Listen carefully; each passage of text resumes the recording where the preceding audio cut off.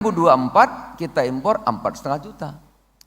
Jadi saudara-saudara sekalian, memang kebijakan-kebijakan Pak Presiden ini ada banyak hal yang baru. Banyak hal yang baru. Baru, besar, dan mendasar. Sungguh tidak mudah ya kita kerjakan, walaupun tujuannya baik, benar, dan mulia. Kita mulai misalnya kita harus swasembada pangan ya, dikomandani oleh Menteri Pertanian dan Menteri Kelautan. Kenapa harus swasembada pangan? Nah, itu pertanyaan. Kenapa? Selama 29 tahun kita reformasi ya, itu tidak penting. Yang penting Indonesia punya uang, kalau nggak punya beras beli. Jadi kalau nanam padi tidak menguntungkan, ya tanam sawit. Sawit lebih untung, ya tanam sawit. Nanti punya uang, kita bisa beli beras. Itu prinsip-prinsip pasar bebas. Hitungannya itu uang, dan hitungannya itu yang kuat. Gitu.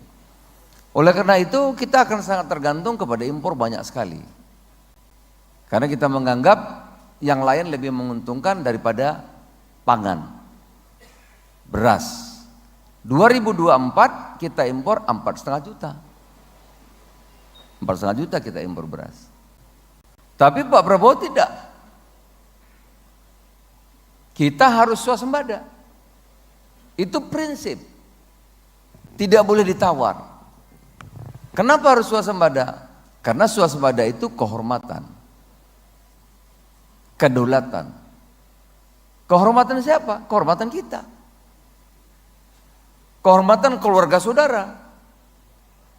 Siapa dia? Petani Indonesia. Yang jumlahnya kata Mentan 170 juta. Petani dan keluarganya dan masyarakatnya. Kalau kita impor, berarti yang untung, yang mendapat manfaat itu orang luar. Thailand, Vietnam, itu dapat dia. Petani dia makmur. Itu. Petani kita gigit jari. Itu bedanya. Ya. Pasar bebas dengan apa yang kita kerjakan sekarang. Ya. Alhamdulillah, petani Indonesia itu hebat-hebat kalau didukung oleh kebijakan-kebijakan yang tepat. Perintah Presiden berpihak dulu kepada petani Indonesia. Tempo 1 tahun kita tidak impor lagi, bisa. Itu contoh pangan karbohidrat. Kedua, kita ambil contoh biar gampang mencernanya. Protein, ikan aja. Selama ini kalau kita nggak bisa ya udah impor aja. Yang penting ada duit. Saudara-saudara tahu impor beras 4,5 juta, di bidang lain juga impor kita besar sekali. Kita impor gula 6 juta, kita impor garam 3 juta, banyak sekali. Impor kedelai 3 juta. Ya.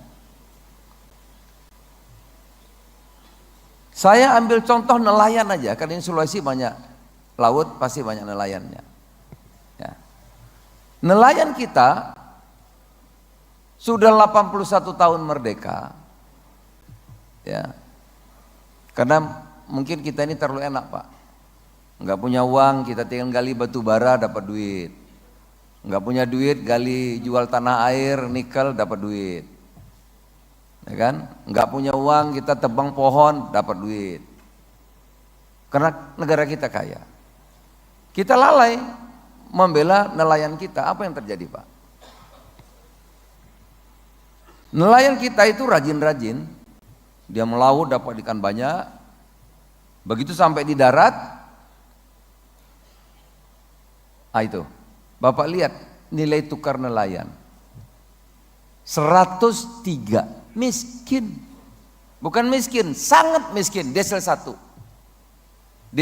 desil 2, nelayan. Pak itu saudara kita, saudara bapak, saudara saya. Keluarga kita. Nelayan petani itu bagian dari kita. Kalau kita diserang negara luar, mereka perang duluan. Nggak kabur ke negara lain ini. Nilai tukarnya 103, miskin. Kalau tidak dikasih sembako, nggak makan dia. Kalau tidak dibantu uang, nggak bisa sekolah anaknya. Saking miskinnya. Apa dia nggak rajin? Dia rajin. Tapi tidak mendapat keberpihakan yang jelas. Dia melaut, dapat ikan banyak, sampai ke darat, ikannya dijual, ketemu tengkulak. Ikan 100.000 ditawar 20.000.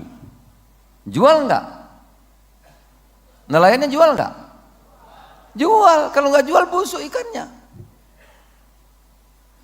Jual. Rugi. Rugi.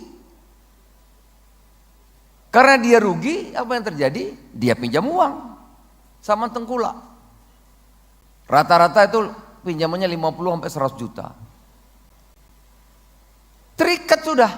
Tambah dia seperti budak. Dia harus setor kepada tengkulak. Tengkulak menentukan harga semaunya. Tidak punya daya tawar. Apa akibatnya kepada kita? Nelayan kita tidak kuat. Dia tidak bisa berkembang. Jadi desil 1, miskin. Tidak berdaya. Apa akibatnya? Nelayan Thailand, nelayan Vietnam, nelayan Tiongkok diurus. Makmur. Pinter, kapalnya besar-besar, ya kan? Modalnya cukup mereka, apa yang terjadi? Menurut Menteri Kelautan, hampir perairan laut Indonesia ikannya diambil oleh nelayan dari Thailand, dari Vietnam, dari Tiongkok.